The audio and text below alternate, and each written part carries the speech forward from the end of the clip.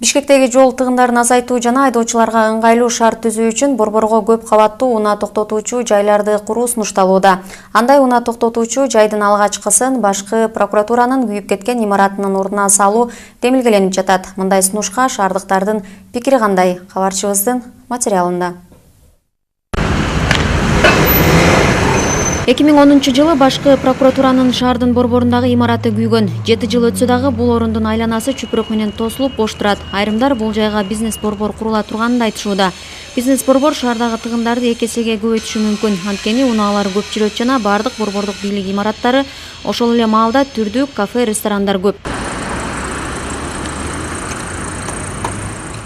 Өнүгүү прогресс фракциясынын лидери Бакыт Төрөбаев бул жерге көп деңгээлдүү унаа токтотуучу жай курууну мэрияга сунуштады. Көп кабаттуу акы төлөнүүчү жай өзүн өзү толук актап алганы эмес, кирешелүү да болот дейт Бакыт Төрөбаев.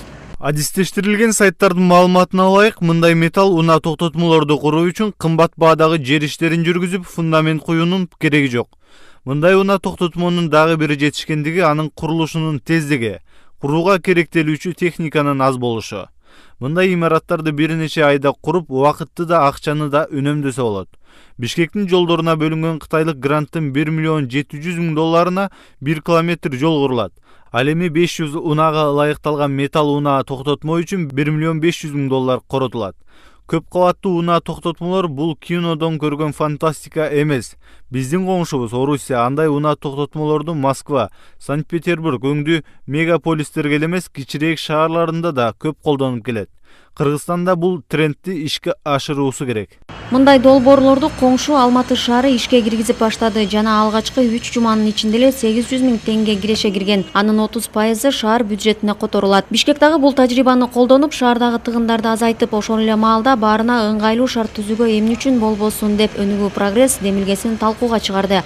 Шаардыктар бул демилгени кубануу менен кабыл алышууда. Торговый центр кылгандан кийин ошондой эле пробка еще больше болот да. Адамдар көп болот пробкалар. Анткени центрга кирген машинанын баары эле создавать этет бияктан. Парковка курса жакшы болот. Бет калай парковка деген жок. Именно Ноғыл районунда жок да парковка. Парковка курса жакшы болот. Жолдор бошойт да кичине. Немелер. Тура эмес токтогондорчу.